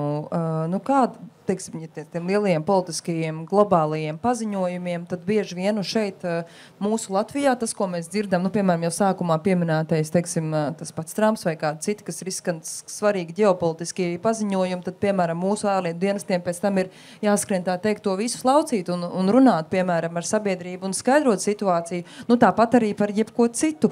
Kā varbūt arī jūs redzat, kā vietējie līderi var palīdzēt līdzsvarot to starptautisko politiķu ietekmi un kā varbūt arī tas Latvijā izdodas šobrīd? Es domāju, ka vietējiem, protams, kad ir jānodarbojas ar damage control, ja? bet pats galvenais, kas viņiem būtu jādara, viņiem būtu jāpieņem lēmumi, lai Latvijas ekonomika varētu veiksmīgāk attīstīties, lai bērni varētu vairāk dzimt, lai uzņēmumus vieglāk būtu dibināt un viņu tādus uzņēmumus, kuros varētu maksāt augstākas algas, kas varētu maksāt lielākus nodokļus, attīstīties un tā tālāk. Šo lēmumu pieņemšana, es domāju, ir daudz svarīgāk un kas saka, tur mums ir liels problēmas ilgākā laika periodā, manuprāt. Paldies! Es piekrītu tam, ka droši vien Trumpa vai līdzīga izmēra vai kalibra politiķu vārdam ir neapšaubām milzīga ietekme uz procesiem un lietām. Un līdz ar to vietējie politiķi vai vietējie pašvaldību vadītāji un viņu komandas. Vienīgais, kas mums ir arsenālā, vienkārši cītīgs, rūpīgs darbs pie novada attīstības un tām lietām, kas ir nepieciešama iedzīvotājiem, skolas, izglītība, veselība, darba vietas, uzņēmējdarbība. Un šī gadījumā, piemēram, šobrīd ļoti aktualizējusies ir civila aizsardzība. Tā ir viena no top 3 lietām. Arī priekšvēlēšana laikā tas bija viens no tādiem top jautājumiem. Un tā iekšējā drošība cilvēkiem ir ārkārtīgi svarīga. Un ja tur mēs dodam kaut kādus tos risinājumus un tādu sajūtu, ka mēs esam gatavi šim mirklim, tas, protams, ir no svara. Es pilnīgi piekrītu Ģirtam, ekonomiskā attīstība. Ja mūsu IKP aug, ja mūsu ekonomika attīstās, mūsu budžetā ienāk daudz vairāk naudas, un mēs varam viņu tērēt atbilstoši vajadzībām. Un man liekas, ka ekonomiskā politika nav šodienas politiķu dienas kārtībā kā pirmais svarīgākais jautājums. Idolson kungs, piekrītat? Jā, piekrītu. Man tiešām gribētos, lai parlamenta un valdība diskutētu vairāk par to, ka padarīt mūsu ekonomiku brīvāku, atcelt regulējumus, mazināt birokrātiju, nevis atkal diskutēt par to, cikos un kurās dienās jābeidz alkoholu tirgot veikalos. Ja. Jo pēdējos gados ir pieņemti ļoti daudz lēmumi, kas, man liekas, negatīvi ir ietekmējuši ekonomiku. Es nāku no banku sektora, tāpēc es ļoti sāpīgi uztveru tieši to, kas ir izdarīts ar banku sektoru no politiķu puses. Es saprotu, ka naudu vajag, bet ņemt to naudu no vienas nozares, un sevišķi no nozares, kura pievieno ļoti lielu vērtību mūsu ekonomikai, man liekas, nav īpaši produktīvi. Jā, man šķiet, ka būtu labi, ja valdība tiešām ķertos klāt pie tādu lozungu un solījumu izpildes par to, ka mēs gribam veicināt šeit Latviju uzņēmējdarbību, gribam vairāk investīcijas. Pēc tam ir kaut kādas lietas noteiktas, kuras jau tiek diskutētas ilgstoši un netiek pieņemta lēmumi. Ja? Un vienkārši jābūt kaut kādai politiskai drosmei vienai brīdī, iedvesmojoties no kaut kā, lai tos lēmumus beidzot pieņemt un vismaz atsevišķas nozares varbūt dzīvi paliktu labāka. Viens piemērs, man nesen bija iespēja būt Krāslavā, kas ir faktiski pati pierobeža. Un Krāslavas pašvaldības vadītājs mūs aizveda uz uzņēmumu, kas nesen ir izveidots un kas tagad ir pārpirkts un laikam tagad pieder Dāņiem, bet pirms tam bija Norvēģu pensiju fondiem. Respektīvi no visas pasaules sūta dators, bojāts dators, un viņi viņus sataisa un atgriež otrreizējā tirgū. Bet kur bija problēma? Problēma bija tā, un blakus bija vēl viens uzņēmums, es tagad aizmirsu, ko viņi ražoja. Viņi ražoja durvis vai kaut kāds augstas kvalitātes durvis. Un Altums viņiem nedod naudiņu. Tāpēc, ka vienkārši ārējā robeža pie pašas robežas un vienkārši nedod to finansējumu, bet tas biznesa modelis un tie jaunieši, kas tur strādāja, cepur nost. Un viņi, zināmā mērā, nekurienē uztaisījuši jaunu biznesu, un viņiem vajag to piešprici, bet kaut kā tajā ārējā robežai tomēr nenotic. Un tas būtu tomēr sāpīgi. Es ik pa brīdim arī pametu aci, vai nav kāda roka pacelt. Ja gadījumā ir kāds jautājums, tad to mikrofonu mēs noteikti nodosim, piegādāsim, bet dodoties tālāk diskusijā, es gribētu pieskarties vēl kādam tematam, kas arī šķiet ir gana aktuāls. Un šis ir temats par to, ka mēs arī šeit runājot par līderiem vairāk tomēr dzirdējām vīriešu vārdus šajā pasaulē, vai ne? Tā principā ir, ja mēs klausāmies tajos spilgtajos izteikumos, kas izskan. Kā varbūt jūs redzat, vai pasaules ekonomika izskatītos citādi, ja, piemēram, pie mikrofona būtu vairāk sieviešu, un varbūt šeit arī vietā jautājums, kāpēc sieviešu līderis biežāk, varbūt ir mazāk pamanāmas publiskā viedokļa paušanā, veidošanā, kas ir tie faktori, kas to ietekmē? Es domāju, ka neapšaubām, ja pie varas būtu vairāk sieviešu, tad šī politika, arī globālā politika būtu daudz līdzsvarotāka. Protams, tas, kas ir jāsaprot, kad ar to, ka tu esi pie varas un tu esi sieviete, nepietiek. Ir jābūt politikai un jābūt spējai iznest šo politiku. Vai nav pietiekoši daudz sievietes politikā? Teiksim, viņas varētu būt vairāk, bet ir ļoti daudz spilgts līderis. Ja? Piemēram, jūs redzat, tad, kad Trumps sastrādā ziepes un Eiropas tā kā politiķi nezin, ko darīt, tad visi atcerās, ka ir Itālijas premjera, ja, kas var kaut kādā veidā šos asumus nolīdzināt, ja, un mēģināt būt kā līdzsvarojošais faktors. Tā kā es domāju, ka noteikti, ja, jo puse no sabiedrības, protams, ir sievietes, un puse no politiķiem nav sievietes. Tā kā tur ir iespēja augt un attīstīties tajā virzienā. Vēl kolēģi kungi, kuram ir kāds piebildes, es domāju, cik ļoti spēcīgi šajā visā arī pasaulē dzīvo stereotipi par piemēram, sievietēm. Jo es pat esmu saskārusies ar to, ka tieši, piemēram, aizsardzības jomā runājot un pēc sarunas ar aizsardzības eksperti, augsta līmeņa, profesionāla aizsardzībā sievieti. Ļoti, ļoti tiešām fantastisku sievieti, gudru, izskatīgu sievieti. Pēc tam naida runa, kas bija pret viņu vērsta sociālajos tīklos, bija tāda, ka es meklēju bruņoto spēku priekšnieku, lai par to pastāstītu, kādas ir tās sabiedrības reakcijas tajā brīdī, kad par šiem tematiem sāk runāt sievietes. Man šķita absolūti satraucoši. Šeit varbūt arī jautāšu kolēģiem šos viedokļus, varbūt par tiem stereotipiem, kas dzīvo, vai tie ir tie, kas varbūt dažkārt neļauj sievietē nonākt līdz šai līderībai, sabiedrības attieksmē, varbūt arī vienkārši nevēlēšanās un varbūt vēlme pasargāt savus nervus kaut kādā mirklī arī. Vajag sievietēm balsot par sievietēm.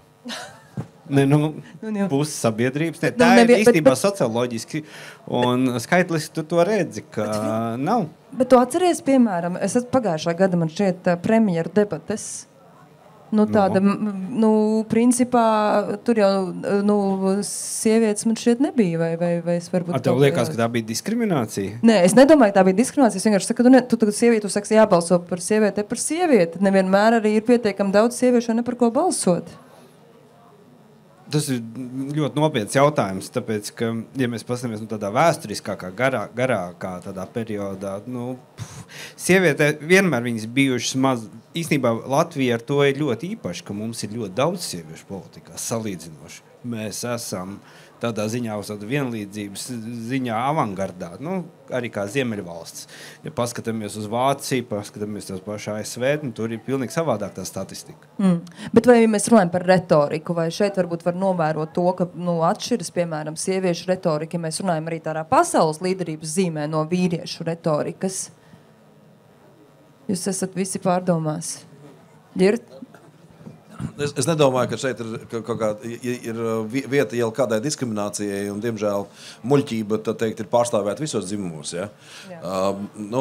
Kā saka, tas varas kāre, alkatība un varbūt arī tāda masīva spēja neko nedarīt, varbūt dažbrīd šķiet, ka vīriešos ir vairāk, bet es domāju, ka tas ir tāds, kā saka, tāds neprecīzs novērojums. Ja? Tā kā es domāju, no vienas puses katrs cilvēks, jebkura dzimuma, kurš gribētu un redz un spēj pievienot vērtību politiskam procesam vai arī uzņēmējdarbībā vai viskur citur, es domāju, viņš ir gaidīts. Skaidrs, ka nekas nav viegli, un viegli ir nedarīt vai glastīt ekrānu. Ja? Darbība vienmēr ir reāla un smaga un grūta, un tādā ziņā ir nepārtraukti jāceļās un jāpārvar. Ja? Tā kā tam ir jābūt gataviem. Es paskatīšos jautājumos, kas šobrīd šeit arī ir iesūtīti, un šeit jau varbūt daļēji arī kolēģi atbildēja uz šo jautājumu, bet tomēr vai Trumpa šobrīd vara pasaulē varētu tikt uzskatāma par vislielāko un ietekmējošāko? Es jau teicu, mēs visi dzīvojam Amerikā. Un līdz ar to, ka saka, Trumps kā galvenais amerikāns ir visietekmīgākais. Tātad mazliet skaitļu pie reizes runājot par to, ka Trumps ir ziņnesis, bet kas ir tā ziņa? ASV pasaulē ir 5% no pasaules iedzīvotājiem. Un aptuveni mazliet mazāk par 25% no pasaules ekonomikas. Un 50% no pasaules militāro izdevumu, militārā spēka. Eiropa ir 7% pasaules iedzīvotāji, aptuveni 17% pasaules koproduktu un ekonomikas un puse no pasaules sociālajiem labumiem. Un apmēram 30-35 gadu laikā mēs esam saņēmuši piešprici apmēram 350 miljardus gadā militārā drošības izpratnē, restīvi 1 triljonu. Līdz ar to es gribētu informēt, ka tā mēs tālāk dzīvot vairs nevaram, un Trumps ir vienkārši ziņnesis, kurš saka, čaļ, šitas neies. Ja? Un vienlaikus tās divas odzes, Ķīna, Krievija, kas ir attīstījušās, palikušas bagātas un ietekmīgas un atkopušās un atkal nospērušas ieročus un tehnoloģijas un visu pārējo amerikāņu pasaulē, bet grib šai pasaulē vietu, kas citu. Un līdz ar to tas ir tas, no kurienes arī mums, no kā arī mums jāizdara secinājumi Latvijai un latviešiem, kā šī pasaulē dzīvot, kur ir mūsu vieta. Un es teiktu, galvenais, jūs neticēsiet, bet absolūto vairumu ar visu problēmu, kas jums un mums ir, var atrisināt ar naudu. Tur ir ierosinājums koncentrēties uz savas tautsājniecības sakārtošanu tā, lai latviešiem, kā to Ulmans savā laikā gribēja, un tā tālāk tā būtu vieta, kur latvieši var vislabāk dzīvot un vislabāk, kas saka, justies pirmkārt materiāli. Un tad, jo mums dzīvojot blakus tajā rajonā, kur mēs esam, ar austrumu kaimiņu, mums ir jābūt ļoti bagātiem, lai mēs varētu atļauties šo bagātību ilgtermiņā noturēt, apmaksājot, kā saka, drošību. Nu tā. Gan arī jau varētu noslēgt pēc šī, gan arī tās uzrunas, vai ne, kā Ģirds sacīja, es redzēju, ka Roberts arī māja ar galvu piekrītot, jā, sacītajiem, bet es vēl palūkošos jautājumus, ko auditorija ir iesūtīt, ja kāds jautājums vēl ir šeit auditorijā tepat uzdodams, noteikti arī paceliet roku, bet šeit arī tāds interesants jautājums, nu kā jūs domājat, eksperti, jo jūs arī vairāk kārt arī, Filip, tu minēji, ka ir diezgan gudri paklusēt, ja? Un šeit ir jautājums, vai šāda tipa diskusijas neveicina, ka pie varas nāks cilvēks, kurš nerunā par neko, vai nerunā neko, vai viņš vispār var nākt pie varas, jā, te šeit gan jāsaka, vai mūsdienu laikmetā var nākt tas klusējošais cilvēks pie varas, ja vien viņš pie varas jau nav? Tādā gadījumā var, nu, tīri teorētiski, bet tad kādam ir jāstāst, ko viņš domā? Mums ir politikā gadījumi, kad kāds kādam neļauj runāt un stāsta, ko viņš domā. Pagaidām ne. Nelielu piebildu, vai ne? Nu kā jūs varbūt pārējie komentēt? Mēs jau redzam, mums tikko bija raidījums ar Dzindaru Ābiķi, un konstatācija ir tāda, ka viņš ir bijis, teiksim, nu, tāds remdens, un tāpēc viņš tik ilgi noturējies. Skaidrs, ka jo tavi viedokļi ir asāki, nu, tā teikt, jo vairāk cilvēki drīzāk izjutīs nepatiku vai jutīsies kaut kādā veidā aizskart vai aizvainot un vēl kaut ko. Ja? Nu, līdz ar to nav ko brīnīties, ka cilvēki drīzāk runā nekā, vai, ja viņi grib būt ilgdzīvotāji politikā, nekā viņi izsaka asus viedokļus. Ja? Un, protams, nu, bet mēs redzam, atgriežoties pie augstāk minētā Donalda J. Trumpa, ja? Viņš jau ir bijis raksturīgs ar asiem viedokļiem no laika gala, bet ja tā situācija tik novērst tik tālu, un, zinām mērā, tas svārs tiek atvilkts vienā galā, kad teikt, puse no elektorāta uzskata, ka viņi neredz citu veidu, kā risināt savas problēmas, kā uzticēt to darīt tik neperfektam ziņnesim. Ja? Tā kā, jā. Varbūt, Filip, nedaudz varbūt no tavas puses, nu, tā dinamika arī vērojot tos procesus, arī tas, ko no Ģirds norādīja, ka ir jau tie ilgdzīvotāji, ne, kas tiešām ilgi dzīvo tajā politiskajā vidē, un tad citreiz šeit, tas arī vēl ir vispār aktuāls, ja viņš tur kaut kur ir bijis, vai ne, bet mēs neesam viņu dzirdējuši, bet viņš izmanto to veidu, ka tiešām cer šo klusēšanu lēnām virzīties uz priekšu. Kā tad ir? Cik svarīgi ir iziet, piemēram, līderim arī uz to risku, vai ne, mūsdienu... Politikā ne. Politikā nav izdevīgi. Tas ir, tie riski ir tik lieli un tie ieguvumi ir tik mazi, ka īstenībā, ja tu esi sasniedzis kaut kādu līmeni, tev remdenam būt visprātīgākais, jo tu vari kaut ko sensacionāli nobliest. Protams, tev ir milzīga iespēja, bet ir, man liekas, tā iespēja dabūt kaut kāds pluss ir stipri mazāk nekā iebraukt grāvī un dabūt mīnus. Tāpēc te es pilnīgi piekrītu, jo remdenāks, jo demokrātiskā sistēmā tu labāk dzīvos. Bet remdenam izlausties no tā remdenā stāvokļa, lai viņu vispār pamana, un tad saprot, viņš ir remdens. Politiķiem ir ļoti svarīgi labi izskatīties. Salīdzinoši tievs garš un kā saka, ar labu ģimenes dzīvi un visādi citādi. Un tad sievietes balsos nevis par sievieti, bet par tevi. Un jā, tā kā labs izskats politikā ir daudz svarīgāks, man liekas, tādā ziņā. Un kontekstā ar Donaldu Trumpu. Viņš ir populārs, teiksim, kas saka, zināmās aprindās.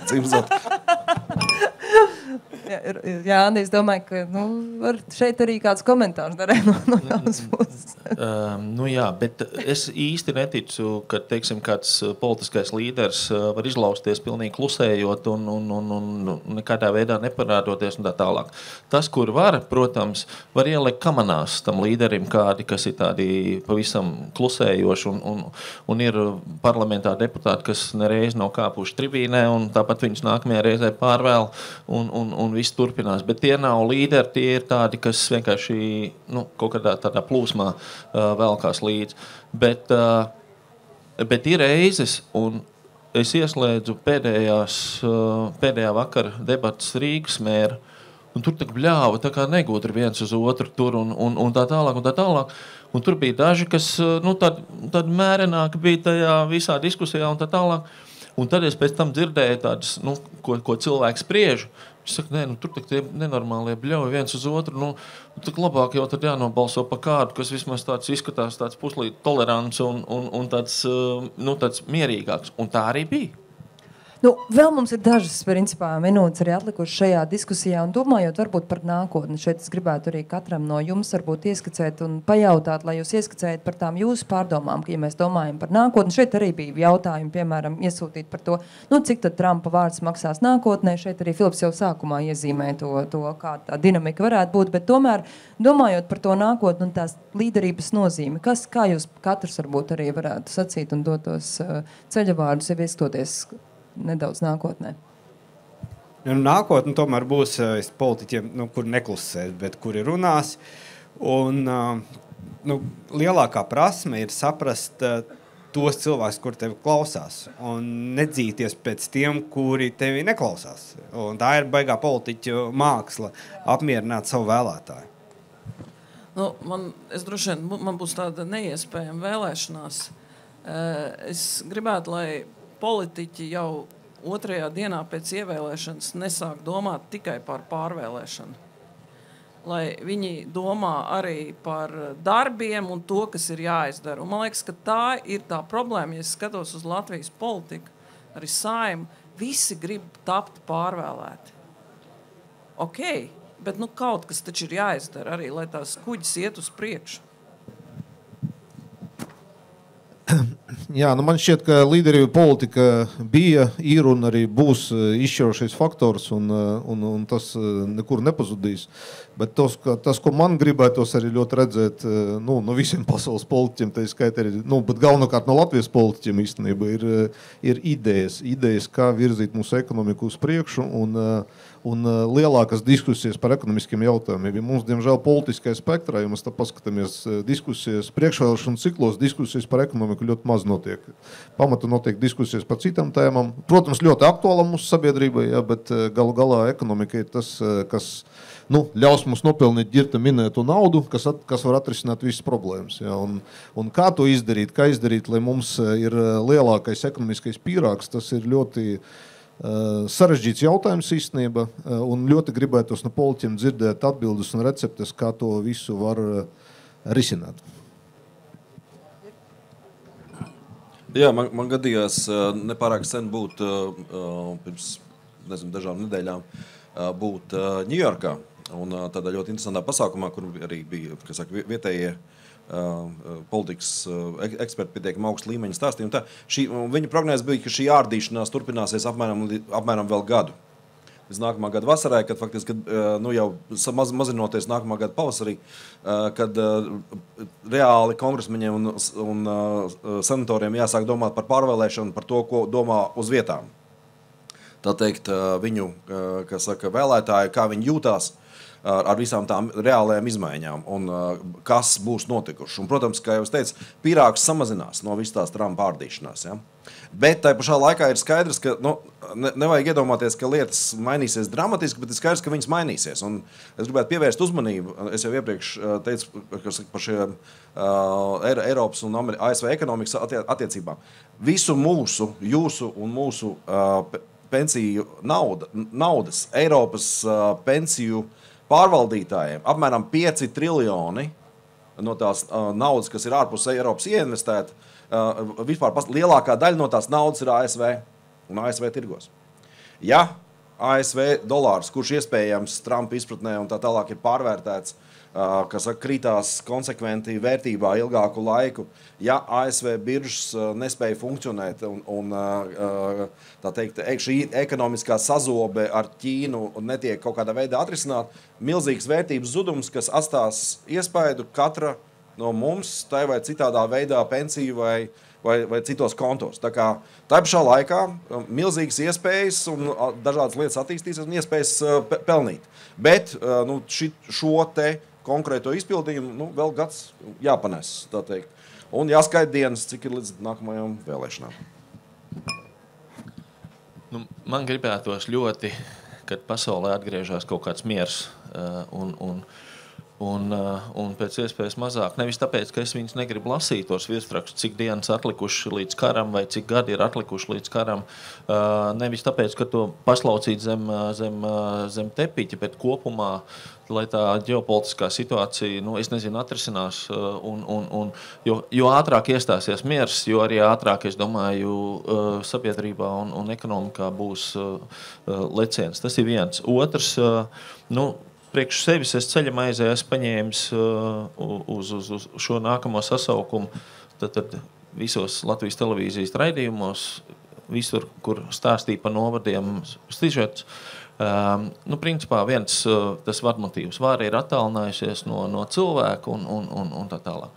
Tad mēģināsim caur šīm iedzīvotāju padomēm, tikt atpakaļ. Un skatīties, vai tur ir kaut kāds, vienojošais faktors vai nav. Bet kopumā viss tas narratīvs, kas gāja cauri, bija, kad administratīva teritoriālā reforma ir neizdevusies un vajadzētu atgriezties pie 119 pašvaldībām.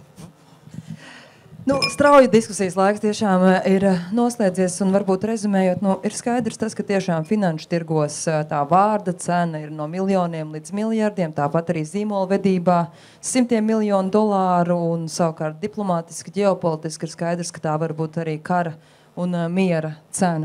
Liels paldies šīs diskusijas dalībniekiem, un es jums katram arī gribētu aicināt apzināties, ka mēs te runājām par to lielo līderu cenu, vārdu cenu, bet kādam jūs katrs arī pats esat līderis, un par to vajag domāt arī ikdienā, iedvesmojot jauno paudzi un ļaujot viņiem sajusties, ka viņi var būt nākotnes līderi, un katram viņu vārdam arī var būt nozīme un cena. Un tā katram mūsu teikumam, ko mēs sakam kādam citam, arī var būt ārkārtīgi liela vērtība, nevienmēr izmērām naudā, bet tajā, kā cilvēki jūtās gan. Par to arī mēs esam lampā šeit, par to iecietību citam pret citu. To man gribētos visiem novēlēt, un tad arī tā pasaule kļūs labāk, un mēs varēsim vairāk ietekmēt. Paldies jums liels! Paldies jums!